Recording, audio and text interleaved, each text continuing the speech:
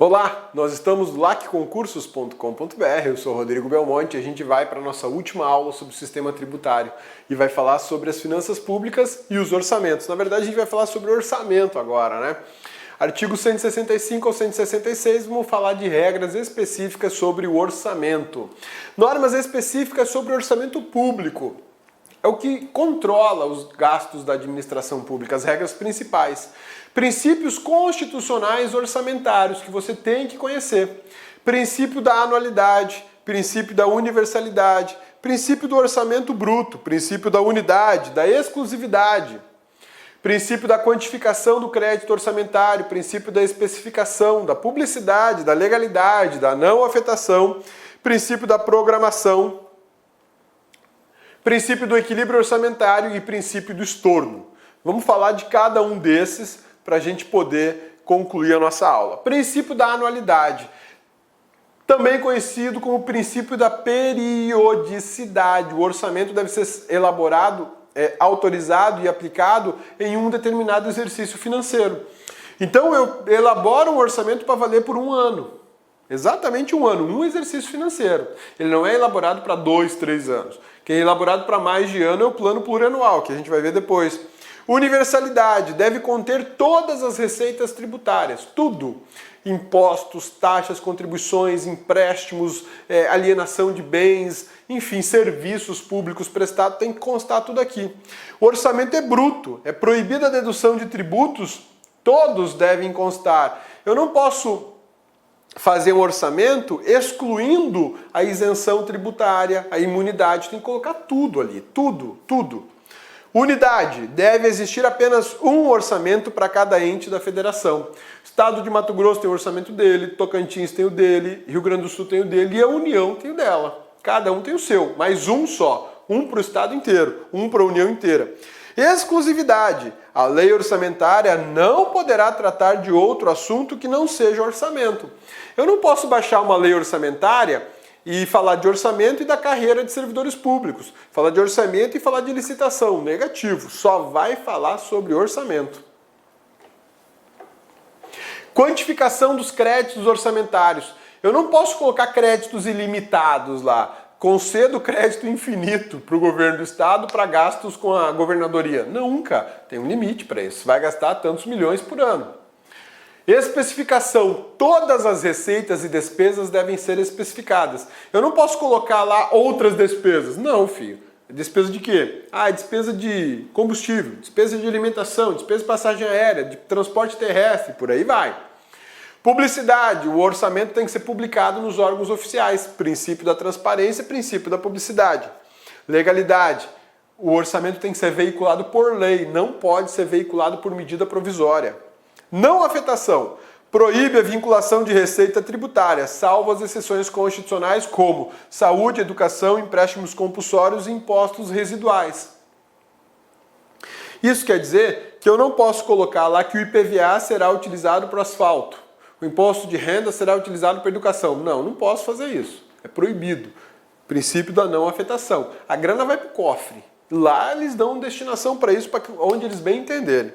Programação. O orçamento deve ser estruturado em programas de despesas públicas. Um programa de despesa pública, melhorar a educação. Outro programa, erradicar a pobreza. Outro programa, desenvolvimento da região centro-oeste. São programas que vão canalizar serviços públicos e recursos públicos para implementar uma determinada política pública e melhorar uma situação qualquer aí, o desenvolvimento do país, a educação, a saúde, a segurança pública e por aí vai. Por isso que são programas, a gente chama de programação de gastos públicos, por isso que o orçamento tem que ser programado. Equilíbrio orçamentário, isso aqui é básico, né? Eu não posso gastar mais do que eu arrecado. Isso é uma regra básica que todo brasileiro conhece. Proibição de estorno. Proibição de transportar, remanejar ou transferir recursos da área de educação para a segurança pública, da área de segurança pública para a publicidade, da publicidade para a saúde. Eu não posso ficar nesse vai e vem, aí, nessa bagunça de tributos. Não rola. Exceto se uma lei autorizar essa mudança de alocação de recursos. Precisa de lei, sempre. Tá bom? Normas orçamentárias importantes, meu amigão, bonitona, que você tem que saber, tem que conhecer. PPA, Plano Plurianual. tem prazo de 4 anos, ou 4 exercícios financeiros. Inicia no segundo ano de um mandato e vai até o primeiro ano do outro mandato. É um plano de governo de investimentos que ultrapassem um exercício financeiro. O que quer dizer isso? Se eu for ter um programa de despesas públicas que vai durar 1 ano, 2 anos, 3 anos ou 4 anos, 5 anos, 10 anos, ele tem que constar no PPA. Se ele não constar no PPA, ele não pode ser executado. Por quê? Porque as despesas de longo prazo ou as despesas contínuas têm que constar no plano plurianual, porque ele é um plano de despesas para 4 exercícios financeiros. Isso responde à ideia de programação de longo tempo, né? LDO, Lei de Diretrizes Orçamentárias, ela traça, ela discute, ela apresenta metas e prioridades da administração pública.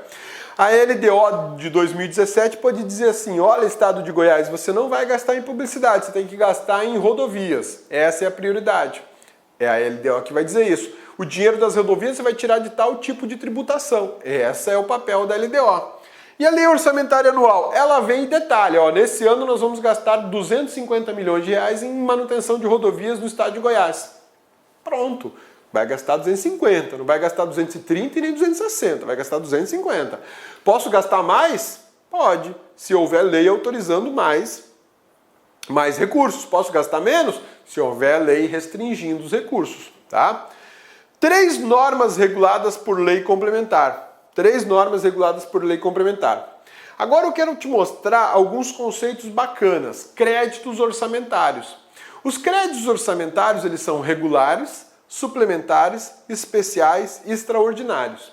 Regulares é o que está previsto no orçamento, é a lei orçamentária anual. É o normal. Suplementar são aqueles créditos liberados depois para reforçar o orçamento que já existe. Crédito especial é para despesas que não foram previstas no orçamento, tendo em vista a ausência de um programa, de uma categoria. Sei lá, eu não tenho um programa para despesas com tratamento de afetados pelo jogo da baleia azul. Não tem essa despesa lá, não tem. Então eu faço um crédito especial especificamente para essa situação. Extraordinário. São créditos que eu vou utilizar para despesas urgentes e que não tinha previsão. E aí eu libero ele extraordinariamente. Eu não sabia que ia acontecer essa inundação, essa barragem iria estourar, um terremoto aconteceu, uma epidemia se alastrou no país. Eu abro um crédito extraordinário. Limites orçamentários. Esse é um dos papéis mais importantes da Constituição da República, que é limitar as despesas orçamentárias. As despesas públicas com pessoal são limitadas pelas normas orçamentárias. Por exemplo, a Lei de Responsabilidade Fiscal. Eu não posso pagar o que quiser para o servidor público. Tem um teto constitucional. E mesmo assim eu só posso pagar até o teto constitucional se as verbas públicas suportarem essa despesa. Senão eu vou ter que pagar menos para todo mundo, que é a regra. A concessão de qualquer vantagem ou aumento exigirá o quê? Prévia e suficiente dotação orçamentária. Eu não posso ficar dando aumento para servidores públicos se eu não tiver de onde tirar o dinheiro. Eu tenho que indicar de onde vai sair esse dinheiro. Autorização por lei específica. Aumento de servidores públicos exige lei. A Lei de Responsabilidade Fiscal estabelece limites de gastos com o pessoal. Quando esses limites forem ultrapassados, vai acontecer o seguinte: quando eu desrespeitar os limites da Lei de Responsabilidade Fiscal, eu tenho redução mínima de 20% das despesas de cargos comissionados e função comissionada.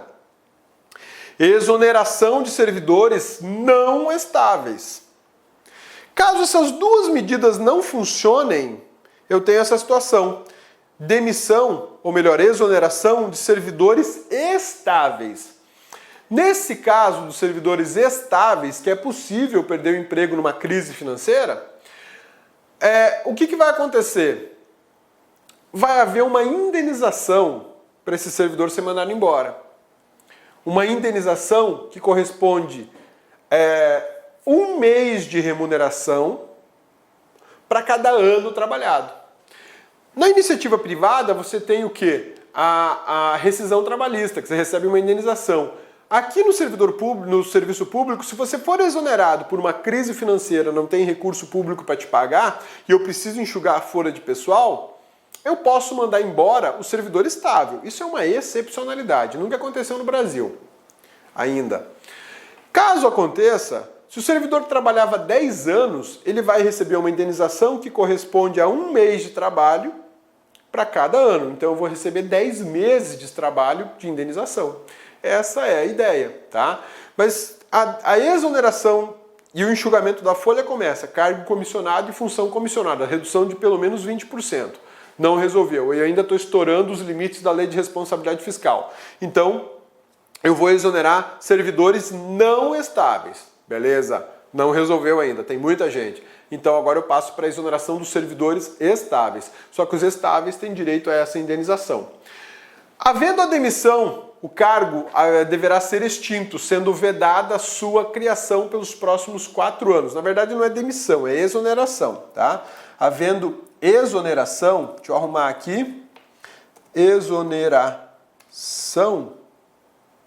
cadê o acento tio? Tá aqui, exoneração. Havendo exoneração, o cargo que estava gerando essa despesa tem que ser extinto. E ele não pode ser recriado nos próximos 4 anos, porque aí é uma sacanagem, né? Eu mando embora o servidor, pago uma indenização para ele, na outra semana eu faço concurso para o mesmo cargo. Não faz sentido isso. Belezinha? Acabou? Sei que foi puxadinho. Acabou. Agora se viu toda a parte do sistema tributário previsto na Constituição da República. Belezinha? Meu amigão, bons estudos, forte abraço, fica com Deus.